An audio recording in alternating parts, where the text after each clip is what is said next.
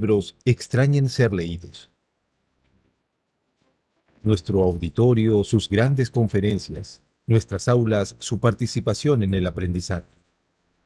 Pero la Escuela Nacional de Control no se detiene. Transformamos nuestra metodología de aprendizaje. Nos adaptamos a esta nueva era digital, con herramientas tecnológicas para la actualización y modernización del Estado. Lanzamos nuestra maestría en Control Gubernamental 2021 en modalidad virtual, con el respaldo de la Contraloría General de la República del Perú y reconocido por la SUNEDU. Implementamos nuestros cursos y programas MOOC, a los que podrán acceder desde cualquier dispositivo móvil, en cualquier parte del mundo, disponible las 24 horas. Capacitamos al Sistema Nacional de Control con una innovadora metodología de enseñanza para fortalecer el proceso de aprendizaje a través de aulas invertidas. Realizamos eventos virtuales de manera constante, realizando un evento virtual por día y transmitiendo conocimientos a los servidores públicos y fiscalizadores, componentes nacionales e internacionales que comparten sus experiencias y conocimientos en la gestión pública. Organizamos mesas de concertación con escuelas del Estado y la red digital con las escuelas de posgrado para la mejora de la calidad de la educación virtual. Próximamente a nivel internacional.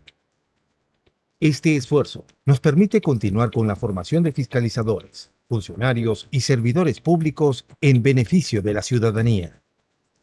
Seguimos adelante, renovando nuestra educación de calidad en el año del Bicentenario. Escuela Nacional de Control. Formamos creadores de valor público.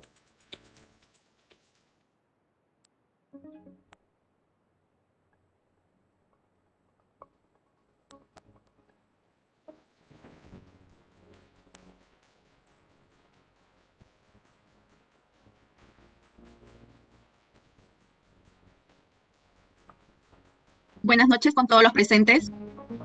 Les damos la más cordial bienvenida. Buenas noches con todos los presentes. Les damos la más cordial bienvenida a la conferencia magistral Inteligencia Artificial como Política de Estado.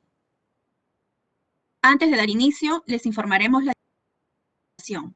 Durante la presentación, el público podrá realizar sus preguntas o consultas en el cuadro de preguntas y respuestas, las cuales se les hará llegar al ponente para que éstas sean resueltas al finalizar la ponencia. A continuación, palabras de bienvenida a cargo del señor Miguel Báez Vargas, director general de la Escuela Nacional de Control.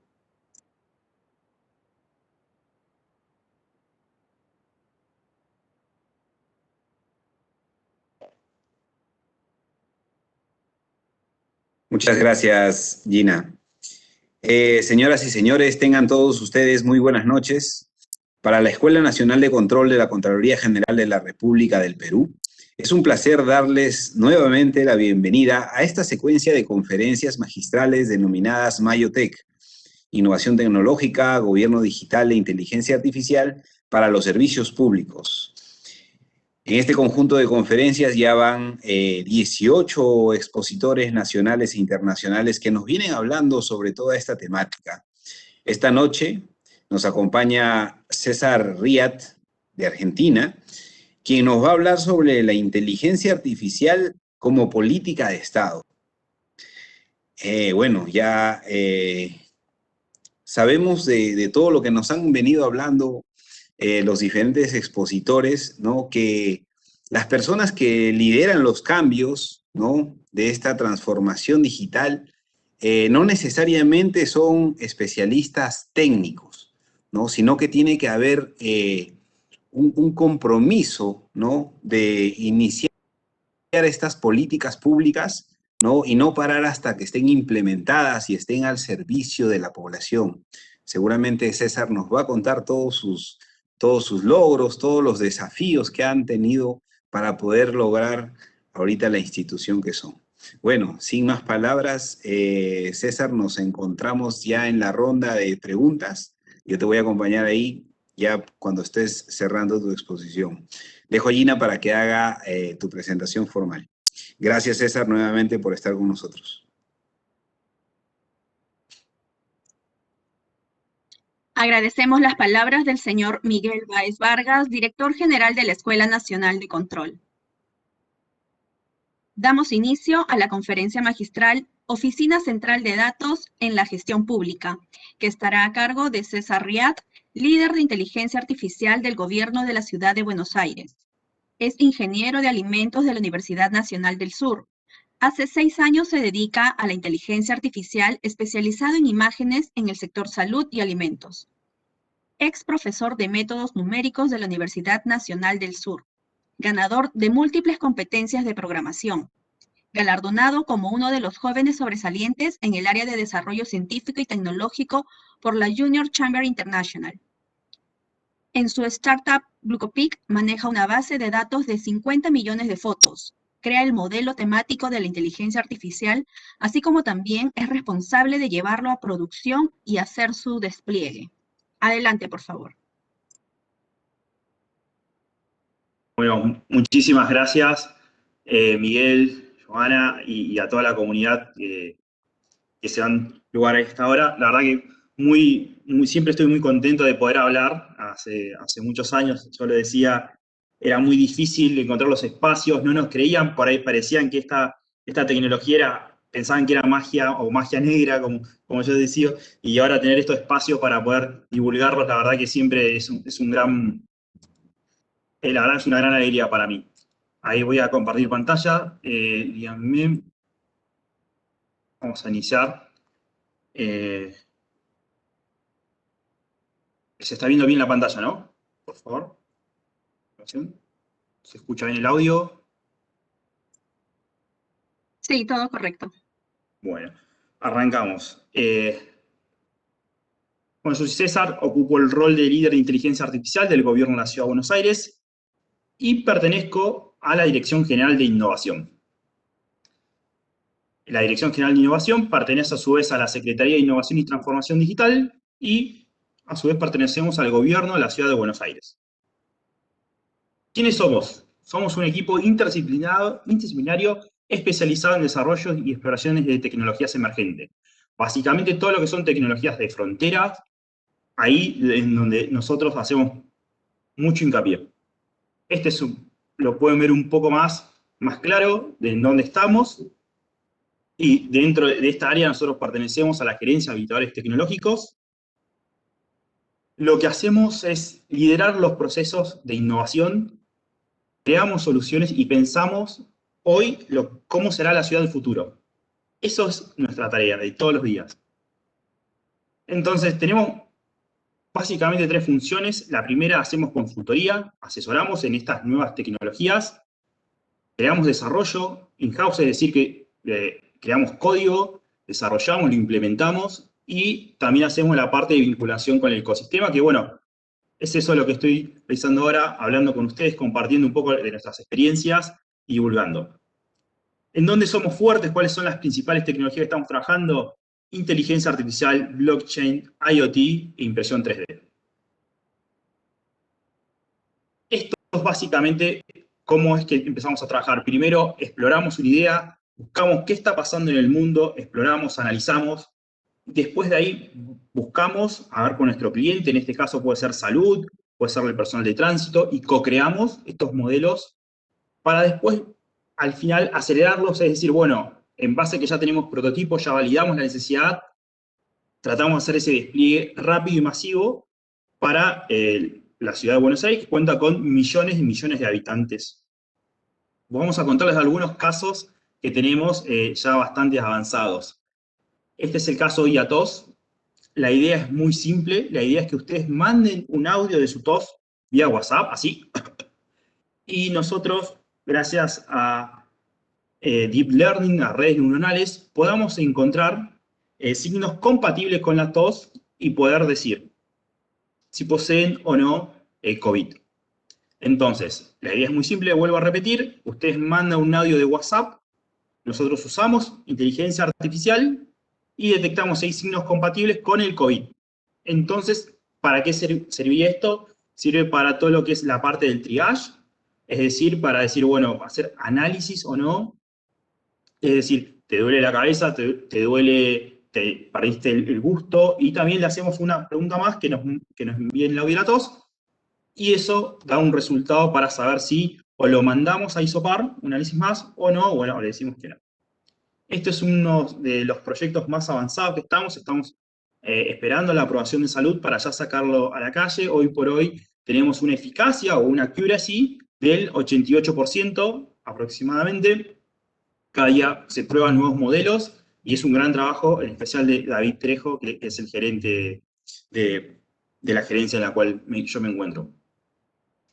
Siempre este proyecto siempre deja muchas preguntas, voy a tratar de responder por lo menos lo que sé. Quiero decirles también que nosotros contamos con un portal de datos abiertos en el cual hicimos público la base de datos, la base de datos, y también un paper, y también hay un caso de cómo fue desarrollando este proyecto, cómo se recolectó las toses y todo lo demás. Y en esto quiero hacer una súper aclaración, que contamos con la mejor base de datos del mundo mundial.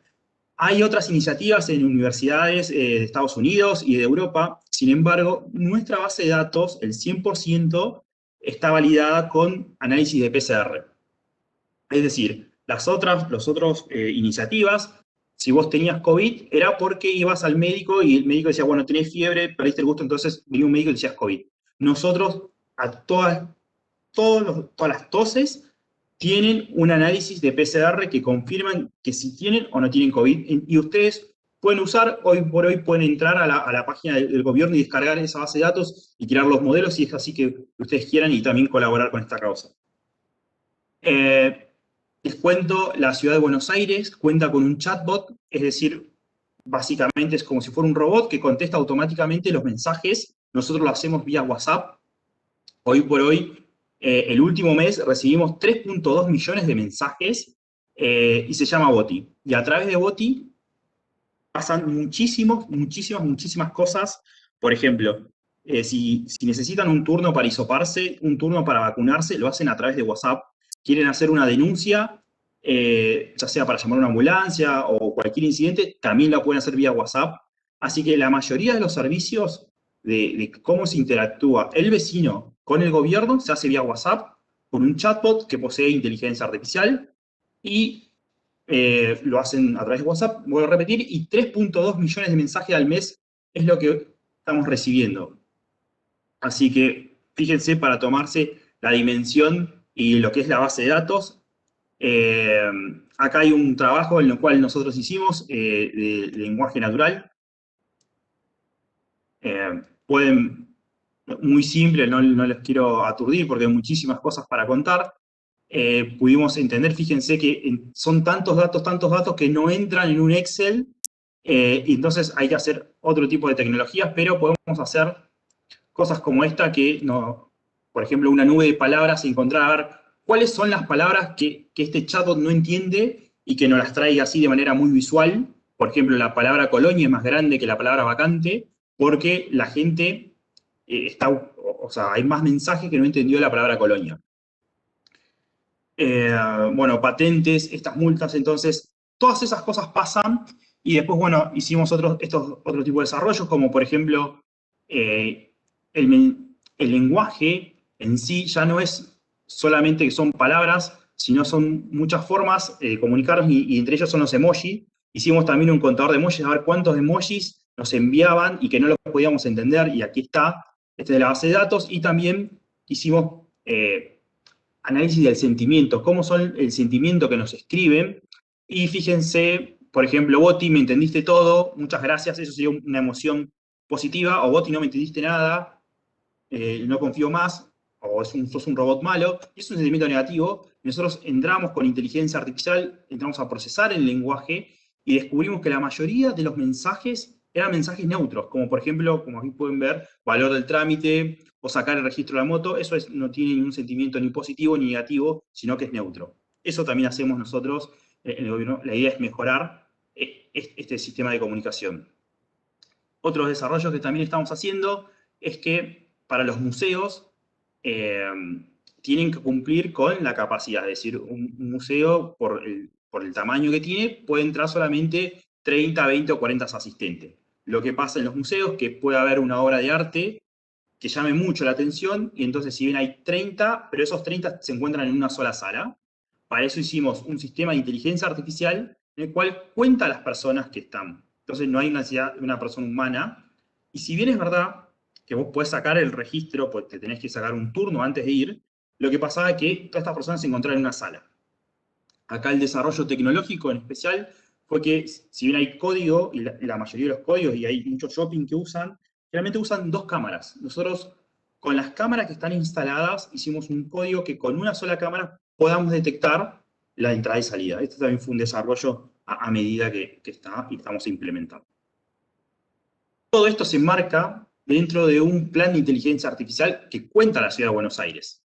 Entonces, entre ellos creamos un ecosistema donde creamos los principales actores, básicamente nos contactamos con ellos, estamos a punto de lanzar lo que es un laboratorio de inteligencia artificial para poder prototipar, y después también la idea del laboratorio es capacitar, divulgar como esto, crear vocaciones en esta área.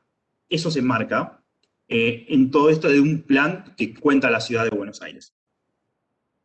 Bueno, hasta acá más o menos la parte más organizativa. Ahora vamos a hablar un poquito más acerca de inteligencia artificial y cómo llevar un producto a la calle y todas las cosas que nos pasaron en años y nos siguen pasando. Entonces, no quiero aturdirlos mucho. Les voy a contar un poco de mi parte. Yo me recibo de ingeniero, estoy recibiendo trabajo para multinacionales, y cuando quiero crear mis propias empresas de tecnología, nosotros no contábamos con dinero, obviamente queríamos crear empresas de inteligencia artificial. Y era esto, exactamente, no teníamos nada. Entonces lo único que nos quedó era anotarnos en concursos de programación, y con el dinero que hacíamos eso nos sirvió como para armar un capital para poner nuestros propios emprendimientos en tecnología. Y la verdad que nos fue muy bien, empezamos a ganar en ese tiempo dinero, y esto nos sirvió para formar el primer capital y crear nuestras empresas de software y hacer inteligencia artificial, y tuvimos muchísimo respaldo, por suerte, con todo el sector empresarial, y la verdad que éramos chicos con una notebook y nada más, y la verdad que fue como un cuento de hadas poder ir a hablar con las empresas más grandes de toda Latinoamérica, así que eso fue fue algo muy emotivo, pero también hubo mucho trabajo. Y en tanto esos concursos que estábamos desesperados en anotarnos porque era la única forma de financiarnos, sin querer queriendo, termino ganando el IBM Blue Code, y eso, el primer puesto, y eso me lleva a Estados Unidos, a vivir en Estados Unidos, en San Francisco. Conozco todo el Silicon Valley, todo California, y ahí, bueno, me formo en Centro de Innovación de Silicon Valley, IBM Cloud Garage, conozco Stanford, y bueno, cuando volví a la Argentina se hizo las cosas mucho más fácil, porque ya tenía toda esa experiencia. En noviembre del año pasado veo una noticia que me choqueó mucho. Buscaban un líder de inteligencia artificial en el gobierno de la Ciudad de Buenos Aires, y dije, wow, un gobierno que tenga un referente técnico es impresionante. Digo, es algo que, nada, es una oportunidad muy importante porque hay todo por hacer, hay todo. Y yo vivía a 800 kilómetros de lo que es la Ciudad de Buenos Aires, y me vine a trabajar en gobierno con lo más importante que tengo, que es mi perro, y los dos nos vinimos acá a la Ciudad de Buenos Aires. Ese es mi perro. Nosotros a veces nos toca, por contexto de COVID, salir a hacer voluntariado y decir, bueno, mantengan el distanciamiento social, usen barbijo, y bueno, y por ahí vamos, a veces hacemos tareas como empleados gubernamentales, vamos a hacer tarea de voluntariado, y bueno, ahí estamos mi perro y yo trabajando acá para el gobierno de la Ciudad de Buenos Aires. Lo que me queda para decirles, y como una gran reflexión, si hay muchos trabajadores públicos, es que creo que siempre uno tiene que, por más de las cosas que pasen, y por ahí no cuenta con los mejores recursos como un sector privado, y pasen en el día a día, yo creo que siempre hay que apuntar al cielo, y seguramente no lleguemos, pero alguna estrella vamos a tocar. y en esas cosas fue lo que me dio el mundo de startup, ¿no? Soñar lo más alto. Y después, bueno, después las cosas, si no llegamos, no llegamos, pero por lo menos de nuestra parte, siempre aspirar a lo mejor. Voy a contarles ahora un poco de qué está pasando en inteligencia artificial, ¿no? ¿Para qué estamos usando? Entonces, acá pueden ver esta técnica se llama detección de objeto. ¿Y para qué sirve? Bueno, cuenta las personas y los autos. Y una de las funcionalidades es decir, bueno, cuando haya la mayor cantidad de autos, perdón, la mayor cantidad de personas y la menor cantidad de autos, ahí que pase el colectivo, que pase el bus. ¿Está? ¿Por qué? Porque es la forma más eficiente. Generalmente la mayoría de las ciudades pasa cada 15 minutos, cada 20 minutos, cada hora. Entonces, no cuando realmente se lo necesita. Entonces, esa es una forma de optimizar y la tecnología se llama ahí detección de objetos. Usando la misma tecnología, en colonoscopía se puede usar para lo que son la detección de pólipos. ¿Está? Te indica dónde hay pólipos, que son básicamente cancerígenas, podríamos decir, y ahí te detecta y te ayuda. Entonces, para la colonoscopía. Veamos otro ejemplo, para el arte. Uno puede dibujar acá en el Paint y automáticamente una inteligencia artificial te transforma en un dibujo hermoso, súper realista. Esa es una de las aplicaciones que sirve mucho para el arte. Después también la inteligencia artificial puede reconocer emociones, es decir, podemos saber si está triste, angustiado o no, si está nervioso. Las aplicaciones son muchas, pero para todo lo que es la parte del comercio, es decir, si vos tenés un supermercado, un shopping, grandes centros de consumo, para saber qué producto es y por qué si está conforme o no con el precio o no, en qué punto. Entonces vos ya podés saber cómo el consumidor, si le interesa o no, inclusive también para probar aplicaciones, entender en qué parte no está entendiendo las personas, ¿no? Otra forma es la estimación de pose. Lo que hace esta tecnología es traquear o seguir partes del cuerpo. Y en función de eso te da resultados. Por ejemplo, podemos seguir a estas bailarinas y saber si están bailando bien o no. O, por ejemplo, poder usar algunos modelos para hacer lenguajes de señas. Y que podemos ver y seguir, obviamente, fíjense, se hace un traqueo o un seguimiento de las partes de los dedos. Entonces, esta parte es estimación de pose. Voy a presentarles otras tecnologías muy, muy, muy innovadoras, y esto seguramente les puede llamar mucho la atención.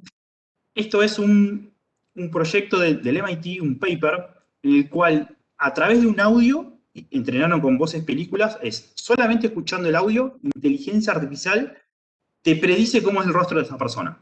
Te lo predice.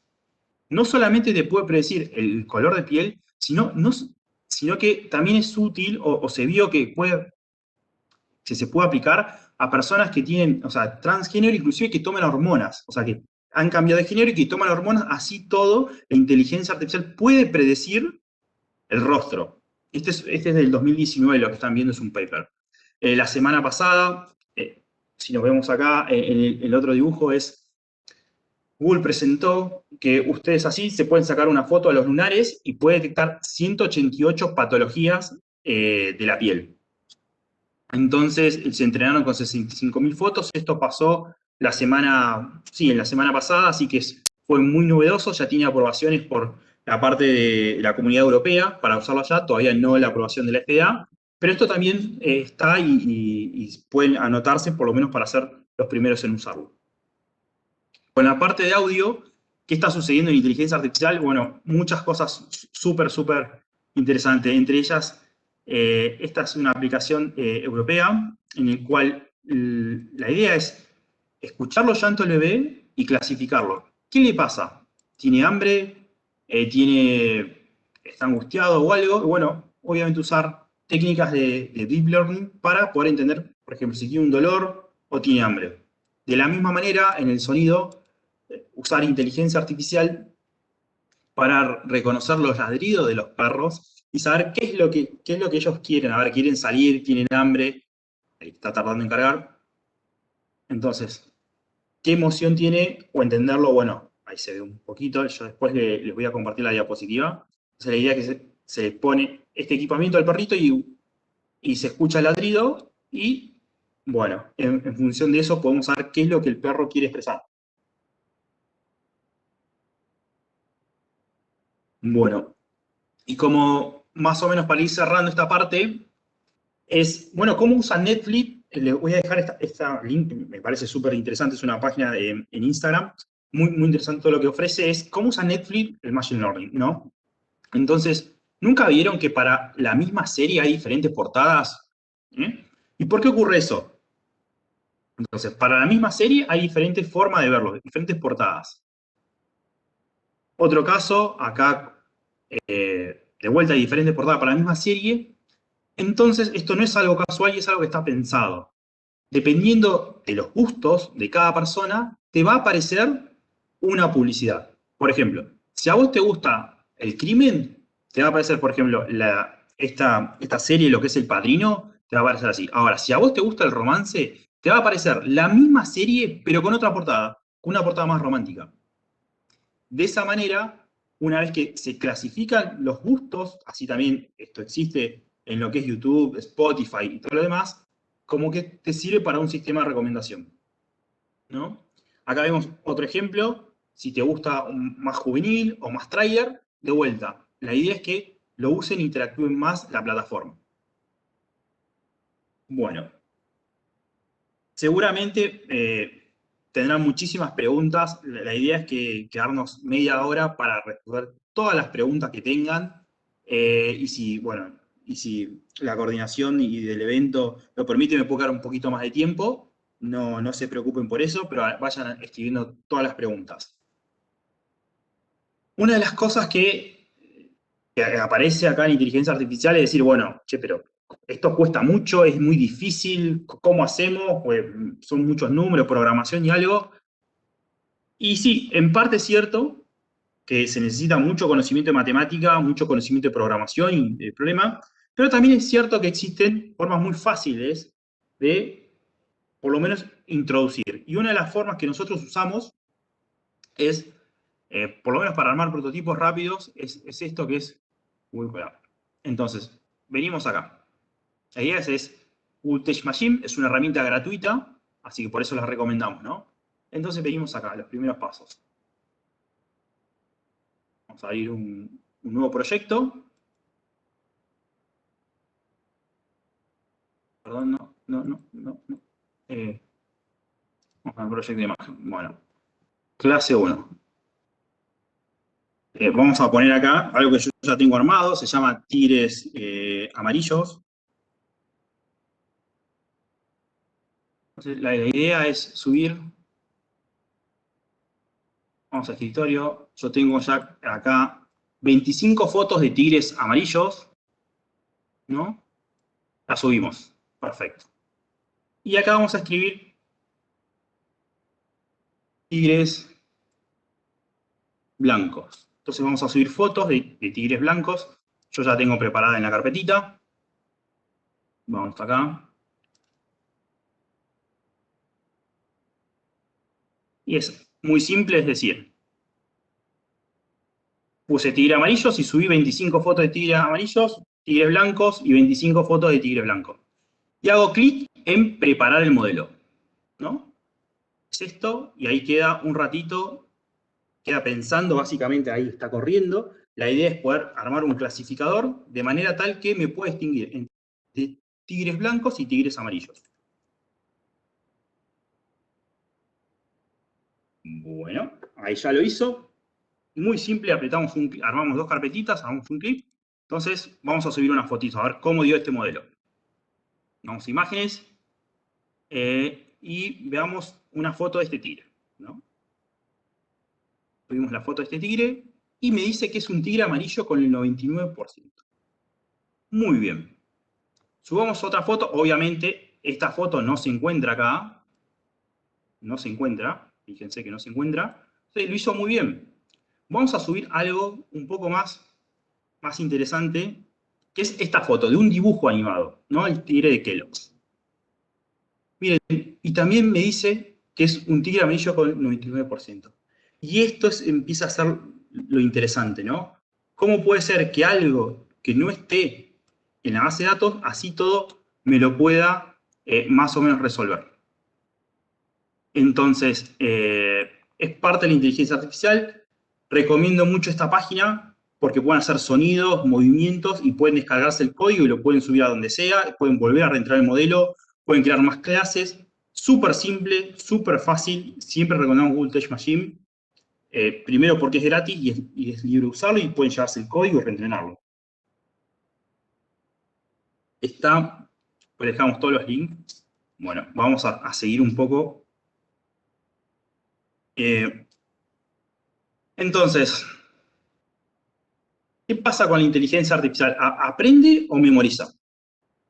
¿No? Y para este caso, lo que siempre pongo es, imagínense que hay un pedido de búsqueda y vamos a usar inteligencia artificial o un reconocimiento de imágenes para reconocerme a mí, ¿no? Y se usan cámaras. ¿Qué es lo que pasaba antes? Lo que pasaba antes decía, bueno, vamos a buscar foto de César y vamos a armar una base de datos y ya está. Lo que pasaba antes de la inteligencia artificial era un poco lo que ven ahí, ¿no? ¿Qué pasa si yo me corto el pelo, cambio de anteojo o me pongo más gordo, más flaco? O sea, si no estaba en la base de datos no lo podía reconocer. Entonces, hoy por hoy, la inteligencia artificial vino a resolver muchísimo esa parte. Entonces, la idea ya no era buscar solamente base de datos mías, sino encontrar una base de datos muy, muy dispersas y que en todas esas fotos me pueda reconocer a mí. Y recién acá siempre me gusta hablarles de decir, bueno, che, pero ¿y esto, a todo esto, qué es la inteligencia artificial? Ya vimos modelos de uso, ya vimos un poquito cómo armar un prototipo bastante rápido, y este es un buen momento para hablar y decir de qué es la inteligencia artificial. Miren, hay muchísimas definiciones, tanto del mundo tecnológico, del mundo legal, de la parte neurocientífica, biomédica, hay muchísimas definiciones. A mí siempre la que más me gusta decir es que nosotros en inteligencia artificial estudiamos el comportamiento humano y cómo es lo que llamamos inteligencia y tratamos de imitarlo de manera tecnológica. Súper simple, es eso. Entonces, de la misma manera que una persona puede reconocer si yo engordé, no engordé, si es César pero se tiñó el pelo, o está usando otra ropa, o se dejó los bigotes, o sea, decir, se creció la barba, lo podemos reconocer. Una persona lo puede hacer. Entonces, la inteligencia artificial también lo debería hacer. ¿Está?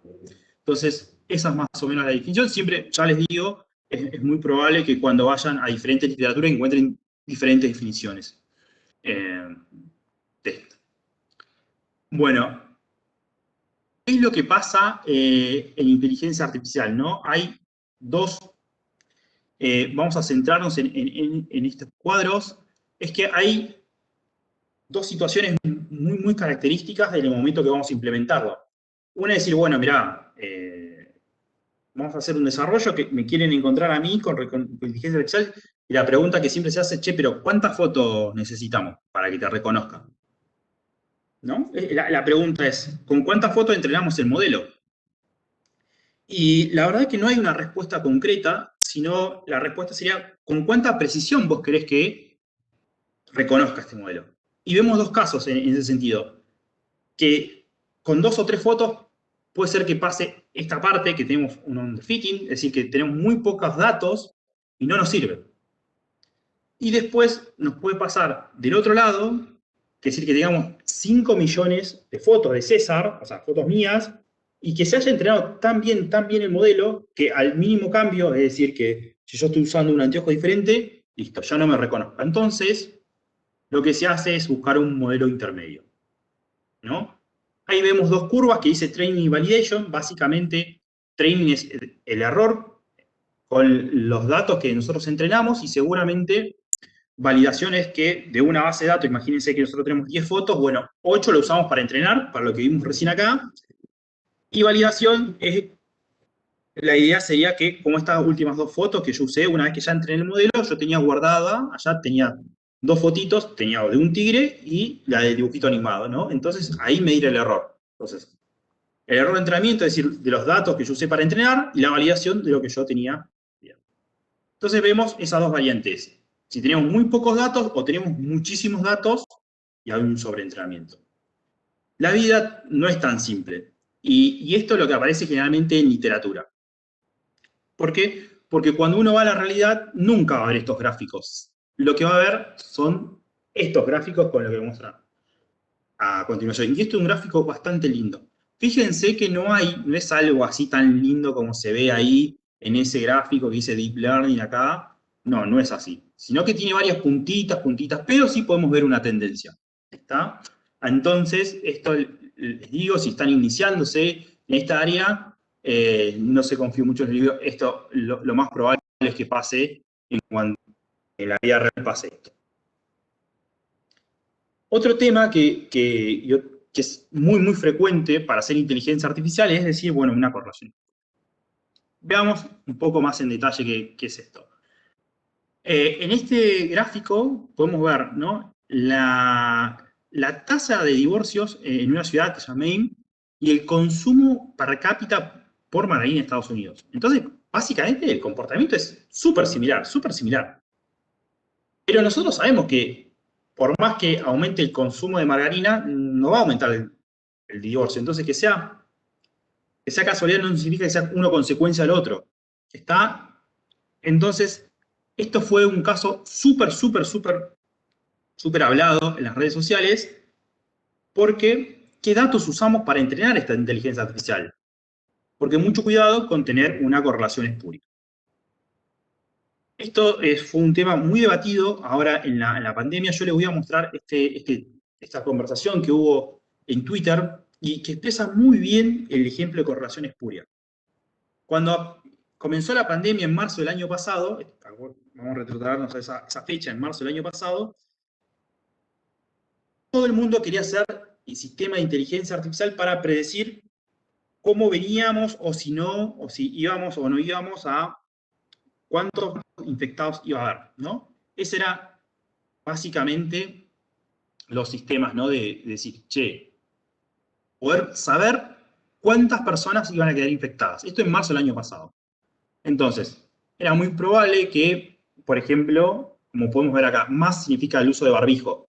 Pero si usaban máscara acá, las personas de asiáticas, veíamos que la curva de contagio iba bajando, y acá decíamos que no usaban máscaras.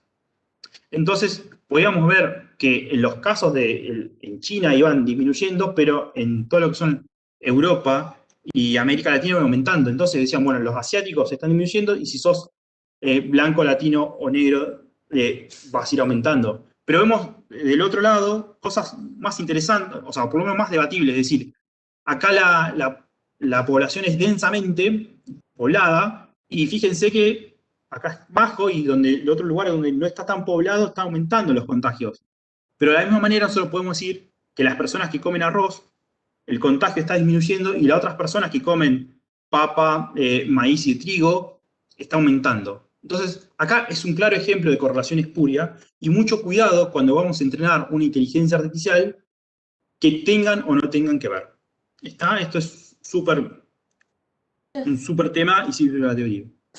Sí. Bueno, sigo. Entonces, si ya sabemos que hay variables que no se pueden entrenar, entonces, ¿cuáles son esas mínimas variables? O sea, ¿con cuál entrenamos la red de inteligencia artificial para esto? Entonces, una de las respuestas es PCA. Es un método matemático, simplemente fíjense ahí cómo Picasso creó unas líneas, y con esta línea nosotros ya sabemos que es un perrito. Eso es una. Otro modelo también matemático, y sirve mucho para el comportamiento de entender grupos, por ejemplo, saber si César es ingeniero y tiene este nivel de vida, bueno, César va a comprar tal tipo de zapatilla o va a comprarse tal auto. Entonces, poder predecir las personas que tienen el mismo nivel de educación y ingreso adquisitivo, que se va a comportar más o menos de la misma manera. Entonces, eso se usa el modelo Camins para poder clasificarlo. Son conceptos muy simples, pero por lo menos que lo tengan en cuenta para llegar al momento, si quieren avanzar, que los tengan presentes. Y vamos a ver muy por arriba un tema de lo que es las redes. ¿Qué es lo que pasa en la inteligencia artificial? Cuando vamos a procesar una imagen, lamentablemente no vemos la red, ve otra cosa.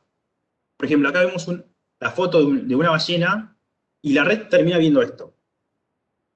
Y eso tiene un porqué. Fíjense, porque nosotros usamos redes convolución. Entonces, ¿qué es una convolución? Es un promedio de esto. ¿Y para qué se hace? Se hace para, por ejemplo, que no dependa si usamos un celular o tal marca, o saber si tenemos una luz amarilla o una luz blanca. Entonces, como no queremos depender de todos esos, hacemos promedio de los píxeles y la red no termina viendo esta foto de Mario Bros, sino termina viendo esto. Y esto, que es muy útil en la práctica, es muy complicado y es el comienzo de todos los males. ¿Por qué? Cuando hacemos reconocimiento facial, ¿no? ¿Cómo saben ustedes el tamaño de mi nariz o el de mis ojos? ¿Cómo lo pueden saber? ¿Por qué? Porque ven la sombra. Entonces, para las mujeres de tez negra, ahí se comprobó que justamente cuando se aplica convolución, esto que ayudaba tanto para determinar objetos en algunas cosas, era toda una complicación para esto. Entonces, mucho cuidado cuando usan redes de convolución y dónde se aplica. Y después vemos también que hay otro ejemplo que me gusta contarles, es partiendo de la misma base de datos, se cambia el modelo, cambia el tipo de redes y se obtienen diferentes resultados. Entonces, tenemos diferentes redes, fíjense que dan resultados bastante diversos, pero hay una red que predice de manera correcta, este es el resultado. Y es también mucho de probar y de iterar. Esto es lo que tiene de que todavía no hay algo de ciencia cierta, sí tenemos muchas experiencias y nos vamos transmitiendo de uno a uno, pero todavía sigue, no es que hay procesos que ya vienen y que prueban varias redes a la vez y te dice cuál es el mejor resultado, pero todavía sigue siendo muy experimentado. Hay algunos servicios de tecnología que sí lo hacen, pero todavía algunas partes se hay que probar o que crear unos modelos específicos para que entrenen cosas muy particulares o muy complejas. Ahora vamos a ver esta partecita, antes de entrar a la parte de preguntas, es cómo creamos un producto. Ahora la primera fue de tecnología. Ahora vamos a ver el producto, ¿no? La inteligencia artificial no es solo redes, y hay muchas otras cosas más. Y todo este aprendizaje nosotros se los queremos volcar para que por lo menos presten atención y que cuando salga un producto digital a la calle no sufran y no pierdan tiempo ni dinero. ¿Qué es esto? Entonces, esto es un mini resumen de todas las cosas que nos fueron pasando. Lo primero es, antes había la teoría de decir, bueno, mira, yo quiero una red que ande casi al 99% y después le pongo diseño, después lo hago usable, después le doy emoción, y no, en inteligencia artificial eso no puede pasar. Y tiene una razón de ser. Porque imaginémonos que nosotros creamos una inteligencia artificial que detecta maleza para el campo. Perfecto, anduvo 100% bien. Creamos una red tan pesada, que sí o sí eso tiene que andar en la nube. No puede correr en el celular. Y resulta ser que en el campo o en zonas agrarias no tenemos conexión a internet. Entonces eso no nos sirve.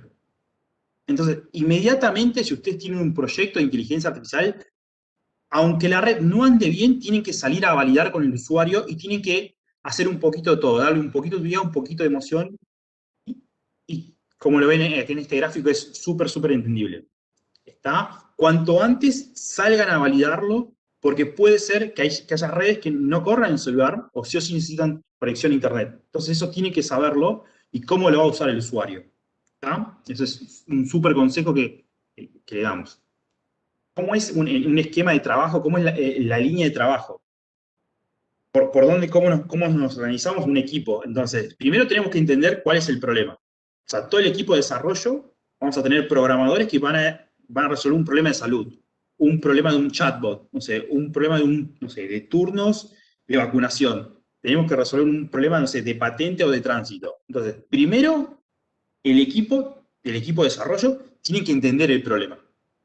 Después tenemos que armar un prototipo rápido, como les decía, y una vez que sacamos el prototipo rápido, recién ahí estimamos el tiempo y el costo. No antes, no después. Entonces, siempre hay una ventana operativa de 2 semanas, que no podemos decir cuánto va a costar esto, y es muy interesante, por lo menos para los programadores, decirle a nuestros superiores, mira, danos 2 semanas para averiguar, para hacer una estimación, y después te decimos cuánto vas a ir, si es factible o no. Entonces esto es muy importante. Después, una vez que ya estimamos el tiempo y los costos, es vamos a colectar los datos necesarios para entrenar, limpiamos los datos, que lleva mucho tiempo, después ahí entrenamos, vamos probando diferentes redes, analizamos la data y los modelos, presentamos los datos de manera que obviamente sí, anda la red todo muy bien, pero esto lo tienen que usar personas, lo tienen que usar doctores, lo tienen que usar ciudadanos, entonces eso no, la idea es cómo lo usa esa interfaz gráfica, entonces hay que hacerlo, lo validamos con expertos, una vez que sale varios expertos, lo llevamos a producción, es decir, recién ahí lo llevamos a la nube para que tenga millones de usuarios, y una vez que está ahí en la nube o ya sale a la calle, tenemos que volver al paso 1. Es una constante iteración, es una constante iteración. Lo que pasa es que uno siempre arranca y tiene muy pocos datos, y a la medida que va sumando más y más datos, entonces por ahí necesita otra red anda mejor, o bueno, empiezan a aparecer diferentes problemas. Por eso siempre hay que volver al paso 1, y es algo más que nada un círculo. ¿Cómo armamos un equipo? ¿No? Es decir, ¿qué se necesita? Para la parte de colección y limpieza de datos, es un data engineer. Este data engineer puede no saber codear, pero tiene que ser un especialista en el tema. Es decir, si vamos a trabajar con salud, puede ser un médico, pero tiene que tener concepto de inteligencia artificial, tiene que saber cómo limpiar la base de datos, tiene que asesorar en dónde está ese dato que justo necesitamos para procesar. Si vamos a trabajar con el campo, bueno, ingeniero agrónomo o un veterinario. Ese es el perfil, obviamente, que entienda por lo menos concepto de inteligencia artificial. Para la etapa de limpieza y esa exploración de datos, necesitamos un data analysis. Es un perfil mucho más matemático, que generalmente sabe programar, pero no tampoco es un experto. Sabe bien diferenciar esto de lo que yo decía. Qué variable, qué cosas entramos en el modelo, qué cosas no entramos. ¿Qué es una correlación espuria? ¿Cuál no es una correlación espuria? Y después, para construir el modelo y llevarlo a producción, se llama deployment, es un Machine Learning Engineer. Esta persona sí tiene que saber codear, y es la responsable de todo el código. Después, la persona que habla con las tres patas, conoce todo el proceso, tiene más experiencia, tiene experiencia inclusive de management de personas, es decir, sabe gestionar personas, inclusive también diseño, sabe cómo vender el producto, es el Data Science. El que sabe un poquito de todo, pero también tiene esa parte de gestionar o saber cómo tratar con personas y conseguir recursos para que el proyecto siga en pie. Eso es para llegar al producto. Y hay otra parte, es la mejora continua, es decir, bueno, ya está andando bien la red. Y ahora, ¿cada cuánto la volvemos a reentrenar? ¿Cuánto conviene hacer un cambio o no? Entonces, ahí entra, o sea, vendría a ser un ingeniero de calidad, lo que le decimos, es un Machine Learning Ops o DevOps, que generalmente lo encuentran. Entonces, eso ya cuando ya está en producción, cuando ya está andando, ahí ingresa Machine Learning DevOps, que es una persona que ya es más especialista ya, pero no en construir modelos, sino en saber y cómo mejorar y cómo mantener estos modelos, y que sepa decir, bueno, esto tiene millones de usuarios, bueno, ¿cómo vamos viendo? Pregunta que siempre hacen es, ¿cuánto cuesta estos modelos? ¿Cuánto cuesta, a ver, esto, ¿no? Decía. Miren, hago dos ejemplos. Uno es el MinSit, que es una base de datos de 60.000 fotos de 125 por 125 megapíxeles, que vendría a ser una foto de perfil de Instagram o de WhatsApp, algo chiquitito, así. Eso tarda 5 minutos en procesarlo y usamos 12 GB de GPU. La hora de GPU en una nube está alrededor de entre 3 a 5 dólares, dependiendo de los equipos, más o menos un promedio. Bluecopy es una startup que tiene 13 millones de fotos, viene de todos los tamaños, tarda 3 días en procesar, usando 100 gigas. Entonces, eso ya le da un parámetro cuánto cuesta. Tuve la suerte de hacer unas capacitaciones en Google, y les traigo esas dos diapositivas acá. Fíjense, esto pasó en el 2018. Para el 2018, 100% datos reales, para el 2018, con una tecnología, se llama TPU, se llaman unos procesadores así, se estaba procesando 4.100 imágenes sobre segundo, tenía una eficacia del 93%, tardaba 8 horas, ¿no? 47 dólares es lo que costaba. Ahora, usando esta tecnología, un año después, ya era permitido casi 220.000 imágenes por segundo, con la misma precisión y cada 8 minutos. Esta diapositiva la pongo porque si se van a adentrar en el mundo de la inteligencia artificial, constantemente hay que aprender, porque obviamente, porque va a aparecer una tecnología mucho más innovadora que disminuye muy grande los costos. Con respecto a TPU, recién a finales del año pasado salieron algunos Docker, alguna tecnología para estabilizarlos, así que todavía está en pañales, pero sí nosotros ya vamos teniendo en cuenta que guarda que viene la tecnología, y el comentario es: presten atención y todos los días estudien porque siempre aparecen nuevos adelantos. Antes de irme de este slide o de esta diapositiva, lo más valioso es el recurso humano. Lo más costoso hoy por hoy es tener personas con experiencia.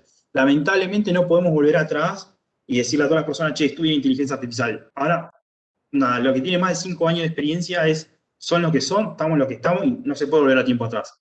Y hoy por hoy es muy demandado. Generalmente, si uno tiene experiencia en inteligencia artificial, es muy probable que termine trabajando para países, ya sea de Europa o de Estados Unidos, porque hoy hay una diferencia en lo que es divisa que afecta mucho a los países latinoamericanos. Entonces, son muy, muy requeridos. Todo el mundo quiere hacer inteligencia artificial, es muy valioso, y tienen que saber cómo tratarlos, ¿no? Porque saben que todo el mundo lo demandan, y por ahí hay mucha gente que no trabaja por el dinero, trabaja por el impacto que pueda tener, cómo los traten, en fin. Sepan ustedes que lo más complicado acá es el recurso humano. O sea, la tecnología es casi lo de menos, y eso como que se puede conseguir, y hay varias nubes que nos permiten o nos dan créditos gratuitos, pero las personas capacitadas, eso sí es muy, muy complicado. Otra pregunta que nos hacemos siempre es: che, pero ¿vamos a contratar un servicio o hacemos un desarrollo propio? Tanto para el sector público como para el sector privado. Traje solamente 3 ítems, no me quería alargar, pero estas 3 cosas hay que verlas, ¿no? Es decir, bueno, ¿alguien ya ofrece un servicio y ese servicio nos sirve? Después, ¿cuántas veces lo vamos a usar? Hay veces que si lo vamos a usar 300, 400 veces, no conviene ni siquiera hacer un desarrollo. O sea, conviene usar de alguien que ya está, uno de esos proveedores grandes de las nubes, que puede hacer que ande bastante bien. Después, mucho cuidado con el tema de la parte legal, la privacidad de los datos y las aprobaciones de regulatoria de salud. Les cuento que la FDA, que vendría a ser un organismo de lo que es medicamentos de Estados Unidos, aprobación, cuenta con un equipo de inteligencia artificial, ya hay algoritmos aprobados. Entonces, acá en los países de Latinoamérica, estos sistemas, estos órganos que regulan no tienen gente preparada para esto. Entonces uno quiere hacer un producto de salud y no sabe con quién o a qué puerta golpear. Entonces, bueno, la idea que la FDA ya tiene preaprobado, y generalmente siempre van por ese lado. Mucho cuidado, por eso se digo que puede ser un gran problema, un dolor de cabeza, tanto la privacidad de datos. Hay normas GRP o normas de privacidad IPA que más o menos nos orientan por un lado, y el otro es la aprobación de salud de cada país. Después, obviamente, en la última parte, si tenemos alianza, ¿cuánto cuesta el tiempo de licitación? Por ahí tarda 1 o 2 años, y no, mira, 1 o 2 años, en 3 o 4 meses podemos tener algo a la calle. Y después, si ese programa que están dando es compatible con nuestro desarrollo. Entonces, esas cosas más o menos ténganse presente, a ver si conviene, a veces no, hacer un desarrollo propio de inteligencia artificial. Siempre recalco esto: vean a la inteligencia artificial como un producto, no como redes o datos. ¿Por qué? Porque al igual que un producto, hay que darle seguridad a las redes. Fíjense en esta osito de un panda que pasa por una red neuronal y dice: sí, esto es un panda. Ahora, a la misma foto le pegamos un filtro, es un filtro de ruido o sea, la suma de estas 2 fotos, y dice que es un mono. Es un ejemplo adverso. Entonces, más si trabajamos en tema de salud, tengamos mucho cuidado con esto, sepamos que se puede hackear a las redes, se pueden confundir de esta manera. Para nuestros ojos son perceptibles, fíjense que son casi idénticas, pero evidentemente está, así que sí, se puede hackear a las redes. Esta es una de las formas, así que tengamos mucho cuidado cuando creemos un producto de inteligencia artificial. Pregunta que siempre hacen: quiero arrancar inteligencia artificial, ¿qué estudio, qué lenguaje estudio, por dónde voy, qué comienzo y esto cómo es? Hay muchísimas formas. Nosotros siempre, por una cuestión de que, a ver, estamos orientados a usar millones de usuarios, siempre digo, bueno, vayan con TensorFlow, hagan las primeras pruebas en Colab, básicamente es de Google, que es gratuito, todo esto es gratuito y código libre, y después usen Python. Hay otra tecnología que es R, que sí es verdad que es muy usado, que sí es verdad que, por ejemplo, si ustedes quieren hacer una tesis universitaria, algo, y ya está, seguramente pueden encontrar algo parecido. Si van a hacer hasta ahí, perfecto, usen R. Pero si lo quieren tener en millones de usuarios, por ahí es Python, les conviene. Y la otra es TensorFlow y Python, la otra tecnología. Miren, nosotros vamos con TensorFlow porque hace pocos meses recién la versión de Python salió para que ande solamente en el celular. Entonces tiene menos de 6 meses. Entonces, por eso siempre recomendamos TensorFlow. Entonces, este no es el único camino de usar TensorFlow, empezar con Colab y después con Python, no es el único camino. Hay muchos otros, pero nosotros siempre recomendamos, vayan por este camino que seguro, seguro van a llegar al resultado. Seguro, este es el camino seguro. Puede ser que usen otras tecnologías, llegue más rápido, puede ser, pero en este camino llegan seguro. Y si la idea de ustedes es tener millones de usuarios a la vez, este también es el camino, y si quieren tener un prototipo rápido, también este es el camino. Vamos a hacer un proyecto de inteligencia artificial y ¿en qué se nos va el tiempo? Fíjense, esto es muy, muy visual y siempre me encanta charlar este tema, porque el 60% es limpiar la base de datos, es decir, ordenar la base de datos para que lo pueda procesar. El otro es conseguir los datos y entender el problema, y un 20% de lo que es el código y después llevarlo a la nube, llevarlo a producción. Fíjense, ¿no? Entonces tenemos un 80% es conseguir los datos, entender el problema y limpiarlos, y el otro 20% es código. Esto ya hay muchos papers y muchos estudios, porque obviamente quieren saber en dónde se pierde más tiempo, y la conclusión acá es que nos lleva a ser seres más sociales que programadores, que técnicos. Increíblemente, trabajando en inteligencia artificial. Es súper interesante esta conclusión. Entonces, cómo construir los datos, cómo tener paciencia, cómo aprobar los temas legales, cómo hacer todo eso, podemos ser los mejores programadores, los mejores matemáticos, los crack número 1 en código, pero si no tenemos los datos no podemos llevarlo a cabo. Entonces, nos obliga a nosotros a ser seres mucho más sociales que programadores. ¿Está? La parte de estas habilidades blandas que nosotros le decimos, o skill blando, es muy fuerte. Muy brevemente, no quiero aturdirlos, pero la parte de sesgo y estos problemas siempre hay noticias, siempre hay noticias. Y solamente para hacer un comentario arriba, y seguramente van a haber muchísimas preguntas, yo voy a dar un solo caso porque que es el que siempre muestro, es lo que ustedes están viendo es cómo anda el Tesla. ¿Qué es lo que ve el Tesla? Esto ve el Tesla. Tesla es un auto autónomo que está aprobado en Estados Unidos para que ande, bueno, en autopista de manera autónoma, pero siempre ha existido. Entonces, no en ciudades. En Argentina todavía no está permitido por unas cuestiones de que la conexión eléctrica. Pero el Tesla nos plantea algunos dilemas éticos muy interesantes. Imaginemos, ¿no?, que nosotros nos subimos a un auto, ¿no?, y se nos cruza un perro y un gatito. Entonces ahí tomamos la decisión, che, bueno, no, mira, yo amo los animales, prefiero yo volcar con el auto y no atropellar a ningún animal. Otra persona dice, no, lamentablemente lo atropello. Eso es una decisión de la persona que obviamente nadie sale para atropellar animales, o sea, es un accidente que puede pasar. La diferencia que nos plantea el Tesla es que antes de subirnos al auto, nosotros ya sabemos qué va a hacer ese auto. Si va a cuidar la vida del conductor o la vida del animal. Ya sabemos qué decisión va a tomar. A quién va a preferir salvar. Entonces, en ese momento empiezan muchísimas preguntas. Si decide chocar al animal y cuidar la vida de la persona, ¿está? ¿Qué vida vale más? ¿La del gato o la del perro? Inclusive, ¿qué pasaría si hay humanos, no? Si es un hombre, una mujer, o si es un anciano, un bebé. ¿Qué vida vale más?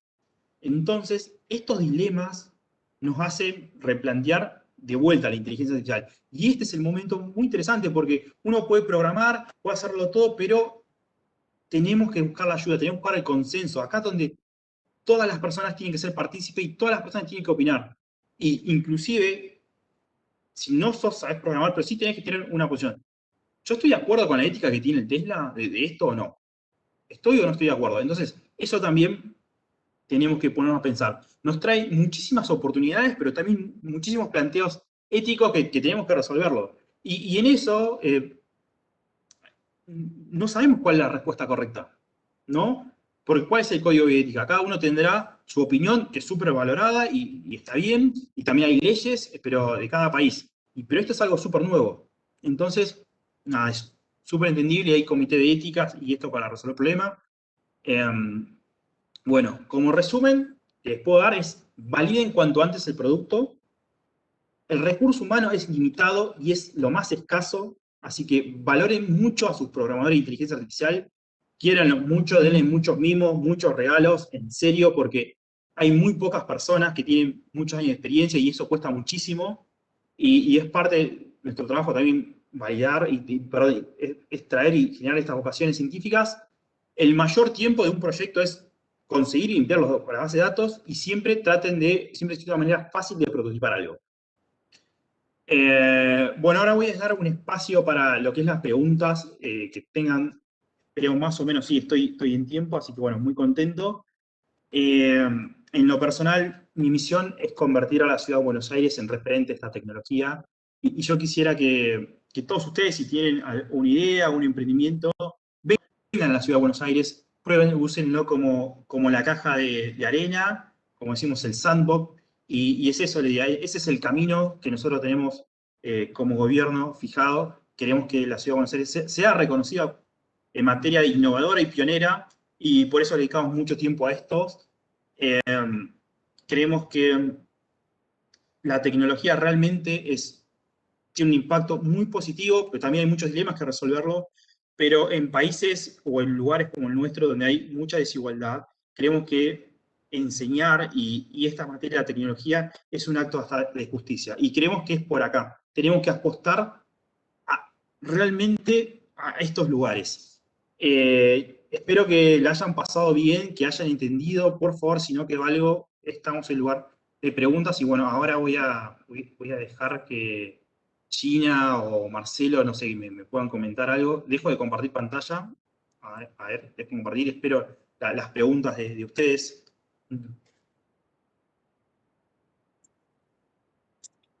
Agradecemos a César Riad por esta conferencia y por su interesante participación.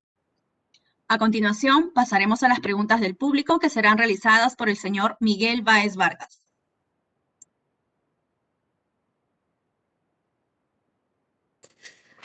César, en principio felicitarte por tan buena exposición, muy ilustrativa, con varios videos, con mensajes claros. Hay una parte que creo que le interesa a muchas personas conocer, y es este aspecto de retener el talento, ¿no? O sea,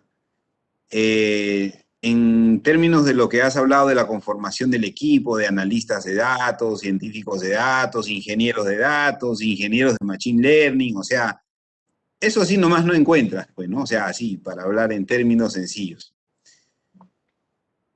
Cuando estamos en el gobierno, ¿no? Sabemos que la retención de talento es complicado, ¿no? Es un poco, a veces, ingrato, por llamarlo así, pero sí podría haber una importante conexión con las startups, ¿no? Que vienen corriendo con este tema, ¿no? Vienen desarrollando, vienen compitiendo y vienen trayendo cada vez más el avance tecnológico.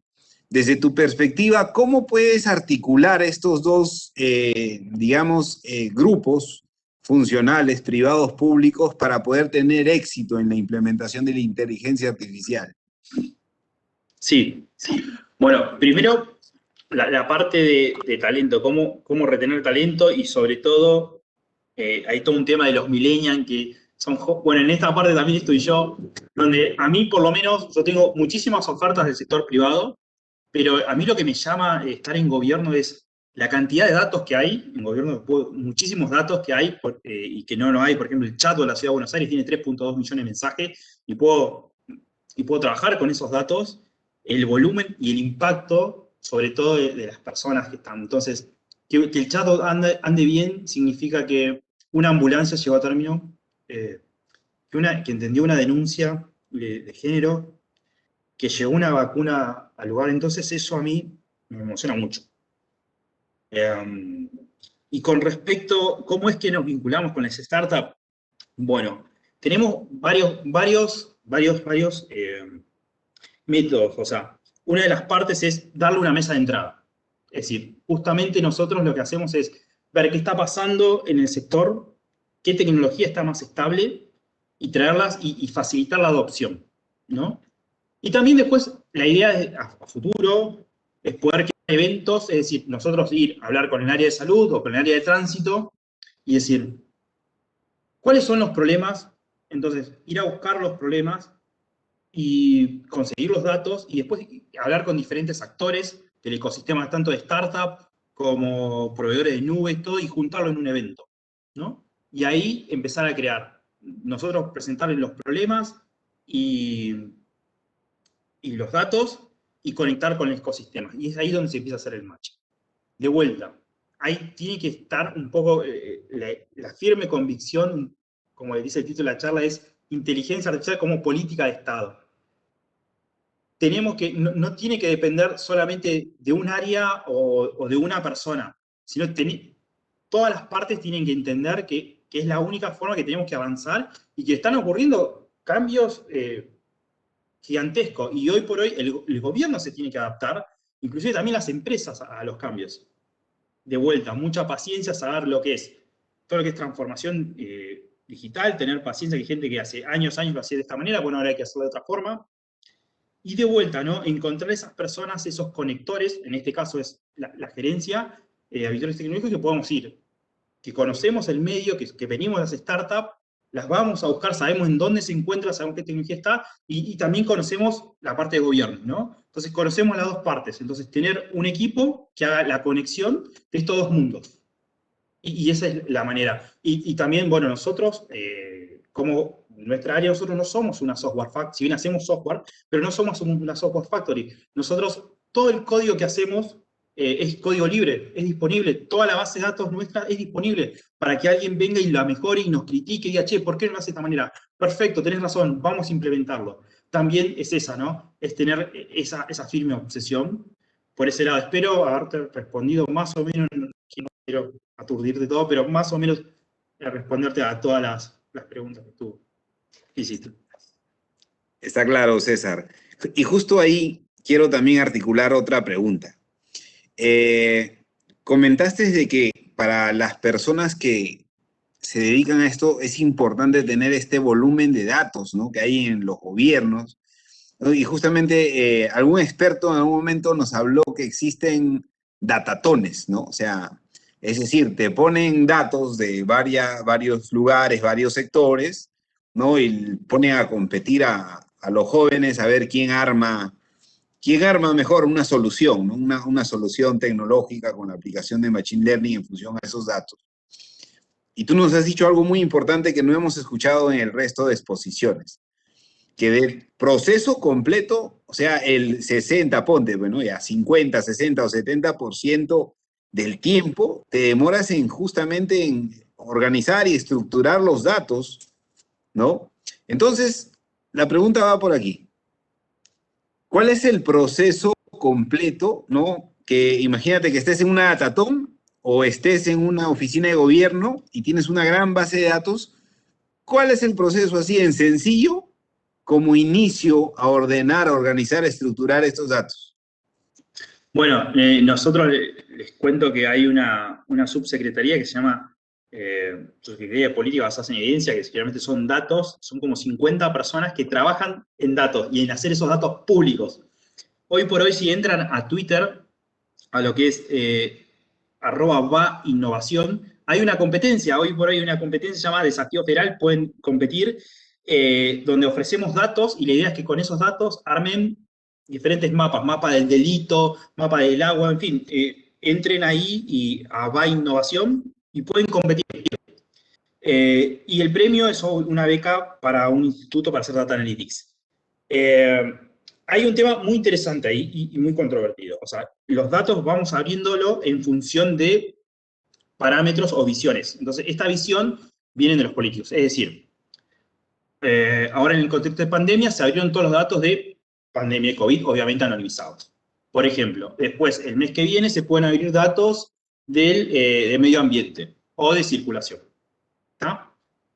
Esa es la parte que se tiene que abrir en función de una visión y de un seguimiento. Nosotros creo que tenemos más de 120 datasets, no quiero mentir, pero estoy seguro que más de 120 datasets públicos que pueden usar, pueden jugar, y es totalmente disponible. Y están bien anonimizados, y entre ellos está los audios de COVID, de gente que tiene tos con gente de COVID y no.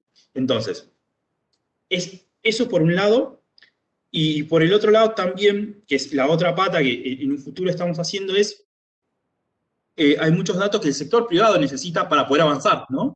Entonces, pero también entendemos que si nosotros, por ejemplo, priorizamos un sector, puede ser que estemos en decremento de otro sector. Es decir, si abrimos un dato para el sector público, por ejemplo, para lo que es salud, puede ser que algún laboratorio termine beneficiado, seguramente, porque estamos sentados. Y el sector, por ejemplo, de fabricación, no. Entonces, ¿por qué hacemos esa priorización? Entonces, eso se tiene que seguir con una política clara y un seguimiento. Es decir, bueno, mira, este es el esquema de trabajo y esto vamos a ir abriendo. Entonces, entiendo mucho la necesidad propia de abrir los datos. Es más, hay una página que nosotros contamos, pero también es entender que somos servidores públicos y bueno, y ahí buscar la manera de no trabajar on demanda, sino que beneficie a la mayoría de la población. Entonces, cada dato que se abre hace referencia a una política pública y que obviamente esté muy estructurado y que sea el beneficio de la mayoría de las personas. Entonces, eso también está muy complejo, pero también hay que verlo y solventarlo. Y sí, los datos ya vienen estructurados. Por suerte pueden ir, les recomiendo que vayan a la página y los vean. Gracias. El público quiere que nos cuentes una experiencia en relación a alguna implementación que has hecho de inteligencia artificial, ¿no? Y esta cómo ha impactado realmente sobre el beneficiario, sobre el poblador, ¿no? Sobre el operario, sobre alguien que realmente no percibe la inteligencia artificial, porque bueno, los que sabemos alguito de inteligencia artificial, sabemos que inteligencia artificial todos los días nos persigue, pero ¿cómo ha impactado en alguien que no conoce y de qué forma, ¿no? De repente manejas algunos indicadores, algunos KPI que nos sirvan de referencia. Bueno, yo siempre tengo una historia, pero esta no es de gobierno, sino una historia personal. Nosotros abrimos en el 2018, hicimos público un código, básicamente un servicio. La idea es que vos le saques la foto a un alimento, una manzana, un plato de espagueti, una torta, lo que sea. Nosotros con inteligencia artificial lo reconozcamos, estimamos el volumen y damos los datos de valor nutricional, calorías, grasas saturadas, etcétera. Bueno, te da todos los datos. Nosotros cuando lo hicimos público pensábamos que no lo iba a usar nadie. Y se lo recomendaban los diabéticos porque justamente las personas con diabetes necesitaban el valor de hidrato de carbono para colocarse la insulina. Y resulta ser que no llegamos a los 2 meses, tuvimos miles de visitas, se nos cayó la página porque no aguantaba, tuvimos cientos de miles de visitas y se nos cayó la página, no pudimos llegar a los millones porque se nos cayó, eran miles de personas pidiendo a la vez. Y fue una experiencia enorme, enorme de aprendizaje técnico. Entendimos, por ejemplo, mucho del usuario, que nosotros pensábamos que la persona con diabetes lo iba a usar, porque obviamente es una necesidad, pero las personas con diabetes no eligieron ser diabéticas, lo terminaron usando personas de estilo de vida fitness, porque ellos elegían ir al gimnasio, correr, comer saludables, y las personas con diabetes, obviamente, al no elegir eso, no les interesaba usar mucho la aplicación. Sin embargo, las mayores implicancias, porque hoy por hoy para las personas con diabetes es gratuito, la mayor implicancia era para esas personas, ¿no? Que le permitían, o por lo menos no sabiendo, teniendo ese control, no le dejaba tener ni hiper ni hipoglucemia, que eso produce un desmayo o inclusive ataques. Entonces, creo que fue para mí fue, o sea, siempre lo guardo con mucho cariño porque eso digo que no eran usuarios, sino eran vidas transformadas, ¿no? Que recibir mensajes en la página, decir, gracias por usar esto, yo ya no tengo ataque de hipoglucemia, siempre me emociona, o sea, Nada, eso es muy impactante de cómo algo tan simple, por ejemplo, para mí, ¿no? De una persona que es sentarme unos meses, tirar un par de códigos y ya está, y le resolvés problemas que tenían años las personas. Eso es fascinante. Y creo que el impacto es mucho mayor. Y creo que, de vuelta, hay muchísimas cosas para hacer y increíblemente hay muchísima gente que aporta estos desarrollos, que por ejemplo las principales empresas te dan crédito en la nube para que hagas.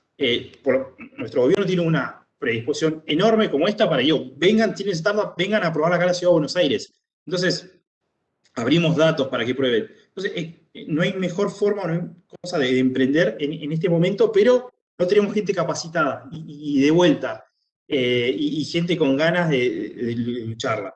Así que siempre volvemos a lo mismo, que el recurso humano es muy, muy limitado y ya te digo, hay millones de cosas por hacer, nos queda, siempre digo, nos queda un mundo por programar, pero bueno, nada, el recurso humano es muy limitado.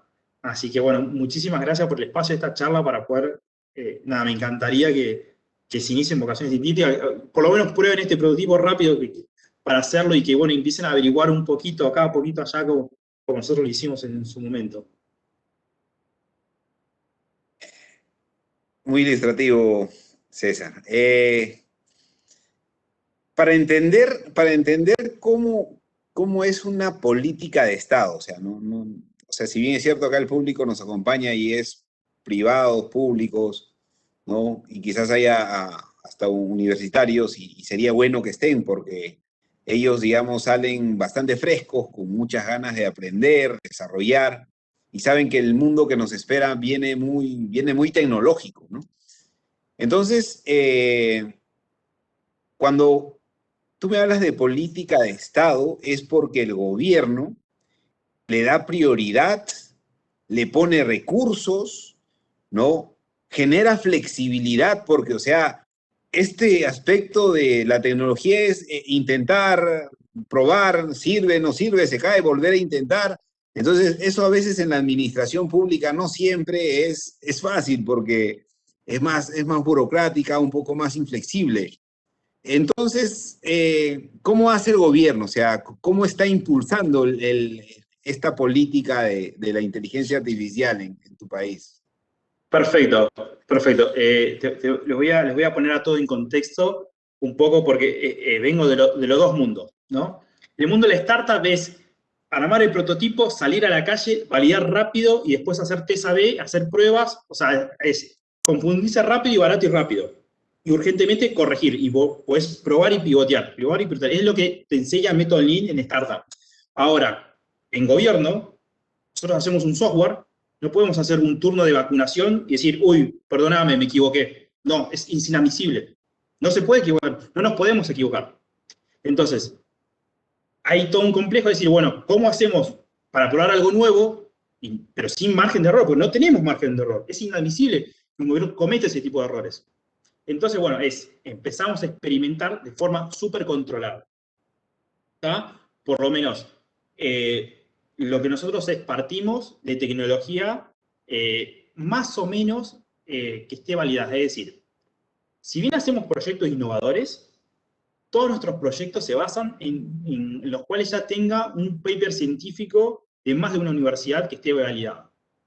¿Está? Por lo menos comenzar por ese lado. Es decir, si ya tienen paper científico, avales científicos, y que por ciertas cuestiones no lo hayan llevado a producción o por lo que sea, o si aunque se haya una u otra ciudad esté ya implementado y haya papers, ahí nosotros empezamos a indagar. Entonces, somos innovadores, pero tampoco no podemos ser tan innovadores porque no podemos gastar los fondos y los recursos públicos en algo que ni siquiera sabemos que vamos a llegar en concreto. Entonces, eso por un lado. Y después hay todo un contexto. Eso es lo que le estaba comentando, es decir, bueno, acá no solamente hay una parte de la Dirección General de Innovación, perfecto, pero acá innovamos todos, co-creamos todos. O sea, a mí me sirve muchísimo que la persona que esté en salud, que haya visto, bueno, mira, acá en Europa están haciendo esto con inteligencia artificial, y venga y yo hable, y de no creerme que, bueno, en este caso cumplo el rol de inteligencia artificial, soy el que máximo sé. No, por ahí están usando la inteligencia artificial que no lo sabemos. Entonces, esa parte, darle el espacio tanto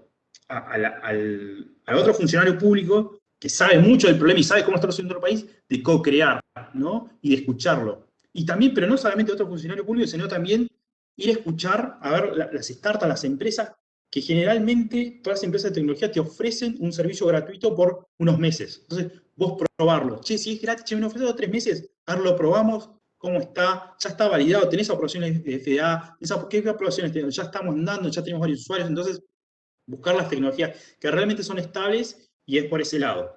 Entonces, de vuelta, es transformar todo el mindset de no una persona, no ser personalista, sino decir, acá innovamos todos. ¿tá? Entonces, nosotros contamos con un laboratorio de inteligencia artificial, les cuento que lo que hizo, bueno, en ese caso, Jorge Aguado, Seba Garrier, y bueno, y Lara, fue maravilloso. Ahí teníamos un laboratorio que próximamente ya va a estar funcionando físicamente, y en un mes capacitamos a 100 chicos donde 50% eran mujeres. Esos 100 chicos ya venían de otros cursos que el gobierno daba de manera gratuita de capacitación en Python, en Java y programas públicos. Entonces vinieron y en un mes nosotros, a esos que ya sabían programar, los capacitamos y los orientamos en inteligencia artificial. Entonces ahí mezclamos la área también, no solamente la parte nuestra de transformación digital, sino fuimos y buscamos educación. Después estamos muy en contacto con todo lo que es ahora el área salud, por este caso, y a Tosma, que era David, y bueno, y Guillermina, y Macarena, y Tomás, que son el equipo fuerte en eso. Ellos van a contactarse con el área salud. Nosotros también hacemos proyectos en conjunto con el área de museos ahora, ¿no? Para usar las cámaras. Entonces, que estos equipos de innovación sean transversales a todas las áreas de gobierno, que puedan tener contactos con todos, y de vuelta, innovamos todos, pero a la paz, co-creamos. Y de vuelta esa pregunta muy interesante, para redondearte, es decir, hacemos pruebas, pero de manera controlada. ¿tá? Y parte de eso es que partimos de desarrollo, propuestas innovadoras que ya tengan validación, por lo menos de paper de universidad, y aunque sea mínimo uno, ya se haya implementado. Entonces vos de esa manera ya disminuís el riesgo. Seguramente, si ya hay un paper algo, hubo una limitación de que no hubo dinero, no hubo financiación, por eso no llegó a la calle. Pero ya hay un paper científico que dice que, bueno, mirá, porque en ese momento había que con el audio de la tos ya podemos reconocer patrones del COVID o no, listo, entonces es un lugar para iniciar. Eso es súper interesante, me costó aprenderlo también porque yo también quería salir a hablar, no, hay que pedir permisos, bueno, todo esto, no podemos tener esto, y todavía también obviamente, ¿no? Que si vos sacas un producto y todavía no está muy maduro, tenés muchas críticas, o haters, decimos acá, en las redes, y eso también, porque al tener mucha crítica en las redes, pues, todavía el producto está inmaduro, prototipo, por ahí se te puede caer, simplemente. No, cerrá eso porque, mirá, no quiero tener más clases. Entonces, eso es un poco la visión que tenemos, ¿no? De innovar de manera controlada y partiendo ya de innovación o de papers académicos, que ya tengan aprobación. Una pregunta final, César, y esta pregunta es de la casa, ¿no? Nosotros como sabes, ¿no? Quien te ha invitado es la Escuela Nacional de Control de la Contraloría General de la República. Nosotros velamos por el uso eficiente, adecuado de los recursos. ¿Cómo es en este tema de la inteligencia artificial cuando tengas tus algoritmos, ¿no? Y programas? Tú comentaste que todo es abierto, o sea, cualquiera puede venir, entrar, revisar, o sea, no hay cajas negras en las instituciones públicas, ¿no? Es por eso que supongo que en el gobierno también hay auditores preparados para que también puedan supervisar, ¿no? Porque los servicios, ¿no? Entiendo yo que también se pueden auditar, ¿no? Para ver cuál es la calidad, cuál es la eficiencia, cuál es el costo, ¿no? Que está recibiendo el público. En ese sentido, ¿cómo están en ese aspecto? ¿Cómo se manejan con los auditores, digamos, científicos para poder analizar lo que se viene prestando como servicio? Sí, tenemos un área dentro de gobierno que se llama Gobierno Abierto, donde la misión de ellos es transparentar los datos, transparentar todo lo nuestro, donde no solamente las personas técnicas tengan acceso, sino el hombre de a pie, ¿no? El vecino. ¿Sí? ¿Cuánto gana tal gobernante? ¿Cuánto gana esto? ¿Cuánto se gastó en tal proyecto? De manera fácil. Entonces, tenemos áreas de gobierno justamente mañana tenemos unas reuniones con ellos, con un área de sector, donde hay un proceso de mostrar los datos y ser transparentes, ¿no? Esa es la idea, donde no solamente gente que tenga gran expertise técnica, sino cualquier vecino pueda venir y pueda ver los procesos de licitación, los salarios más altos de los funcionarios, que lo puedan ver de manera bastante simple y bastante disponible. Inclusive, eso ha permitido saber qué porcentaje hay de, por ejemplo, de mujeres que tienen a cargo personas o no, cuál es el porcentaje, a ver, así que la verdad que fue súper interesante lo que hacen en ese trabajo. Y con respecto a nosotros, más allá de, siempre se dice que a veces la inteligencia artificial son cajas negras, han aparecido tecnologías como GradCam, es una herramienta que a mí por lo menos más me gusta, pero hay otro tipo de tecnologías también. Entonces vos podés saber qué es lo que está haciendo la red. Y creo, y que la firme convicción, ¿no? Por lo menos de la parte de innovación, creo que la innovación abierta es útil porque ya no hay una persona o 5 personas o 6 personas que saben inteligencia artificial que tienen desarrollo. Cuando vos publicás el código, publicás la base de datos y se lo ofreces a toda la comunidad, pueden usar, no sé, chicos para su tesis, pueden usar nuestro proyecto, nuestra base de datos, pueden partir cómo mejorarlo. Y si realmente es muy bueno esa mejora, nosotros poder implementarla. Entonces, ya no hay una persona pensando o dos, sino piensa toda la sociedad y crecemos en conjunto. Entonces, a esa persona o a ese grupo de estudiantes le ayudó para hacer la tesis y a nosotros, obviamente, sobre todo tuvo un beneficio que en realidad no fue nosotros, sino para los propios habitantes.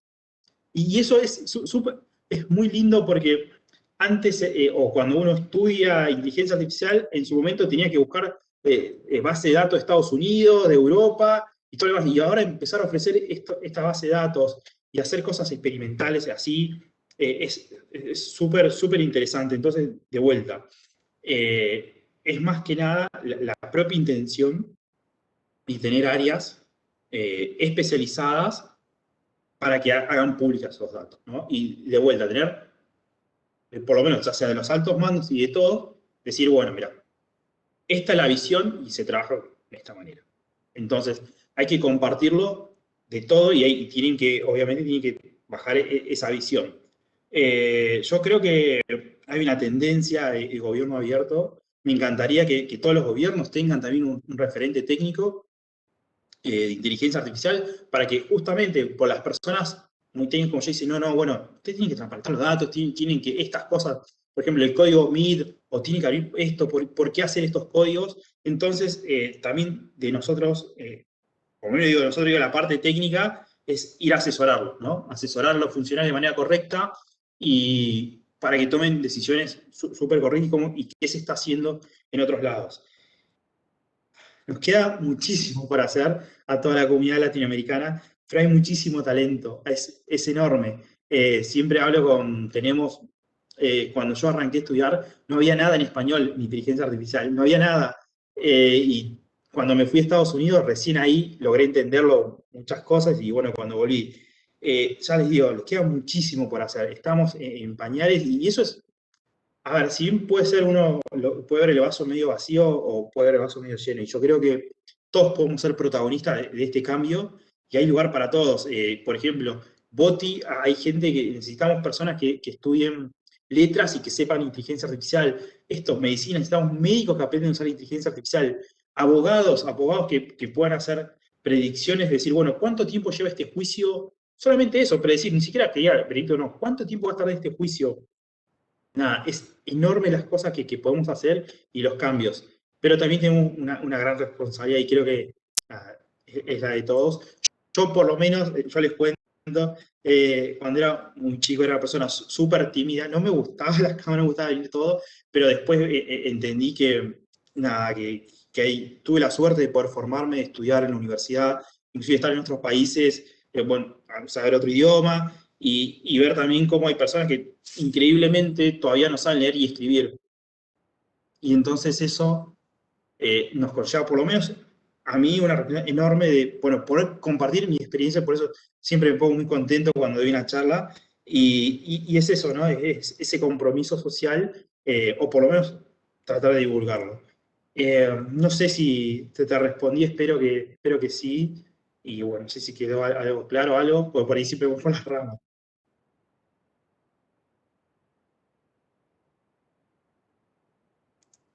Gracias, César. La Escuela Nacional de Control de la Contraloría General de la República del Perú agradece tu participación, agradece tu desprendimiento técnico de conocimientos por habernos regalado esta hora y media de tiempo. Agradecemos también a todas las personas que nos vienen acompañando esta noche entre el público nacional e internacional, ¿no? Y te dejo para las últimas palabras de cierre. Que nos quieras recomendar algo, de repente alguna comunidad que esté activa, muy activa y podamos seguirlas y también, bueno, y quedamos agradecidos. Por favor, tus últimas palabras, César. Sí, nos pueden seguir lo que es todas las áreas de innovación, que es VA Innovación en Twitter o en todas las redes, la Secretaría de Innovación y Transformación Digital del Gobierno de la Ciudad de Buenos Aires. Ahí pueden ver todos los proyectos que tenemos, como BOTI, y a todos, y seguramente van a ir muchísimos más proyectos en inteligencia artificial, pueden verlos ahí, inclusive ahí también pueden consumir los datos. Nada, complacidos, se pueden contactar ahí, tienen también mis datos, mi mail para poder contactarme, si no, bueno, también me pueden arrobar como César Riat, me pueden encontrar en todas las redes, estoy.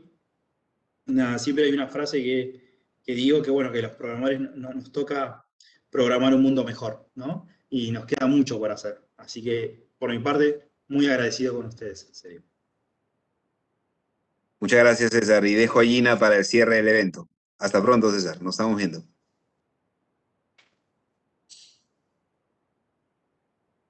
Queremos agradecer nuevamente la participación de César Riat y felicitarlo por la dedicación y el tiempo ofrecido para el beneficio de los funcionarios y servidores públicos, así como de la ciudadanía en general. Muchas gracias.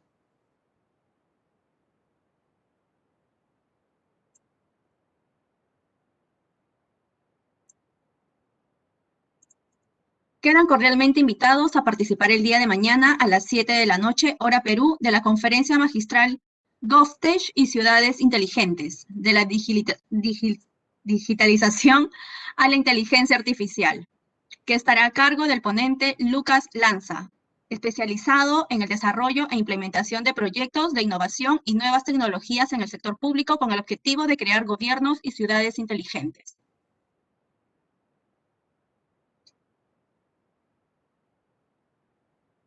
La Escuela Nacional de Control ha lanzado el programa MOOC de actualización y aplicación del control gubernamental, donde podrán actualizarse en el marco normativo conceptual, así como las herramientas relacionadas a técnicas y procedimientos para el planeamiento, planificación, ejecución y elaboración de informes de servicio de control. Para más información, visiten nuestra página web o pueden escribirnos al inbox del Facebook de la Escuela Nacional de Control. Se les recuerda que para acceder a instancias de participación electrónica deben de cumplir condiciones de participación. De ser así, estas serán enviadas a los correos electrónicos registrados en un lapso de 25 días hábiles posterior a la realización del evento. Asimismo, los invitamos a seguir a la Escuela Nacional de Control y a la Contraloría General de la República a través de sus redes sociales y portal web. Gracias y buenas noches. La Escuela Nacional de Control presenta Mayotech, un mes dedicado a la actualización de las últimas tendencias sobre la transformación digital, gobierno abierto e inteligencia artificial. Todas nuestras conferencias magistrales estarán disponibles para funcionarios, servidores públicos y ciudadanía en general, con reconocidos expositores nacionales e internacionales. Con el objetivo de actualizar los conocimientos de funcionarios, servidores públicos y ciudadanía en general, brindamos este espacio de conferencias magistrales en diferentes temáticas y las renovamos cada mes. Además, son gratuitas y certificadas por la Escuela Nacional de Control de la Contraloría General de la República. Este mes abordaremos temas relacionados a la innovación tecnológica gobierno digital e inteligencia artificial orientado a los servicios públicos. Por ello, los invitamos a participar de Mayotech, donde compartiremos conocimientos y experiencias de 21 destacados profesionales de 6 países del mundo. Inscríbete en nuestras redes sociales y a través de nuestro portal web. Mayotech, innovación tecnológica, gobierno digital e inteligencia artificial para los servicios públicos. Escuela Nacional de Control. Formamos creadores de valor público.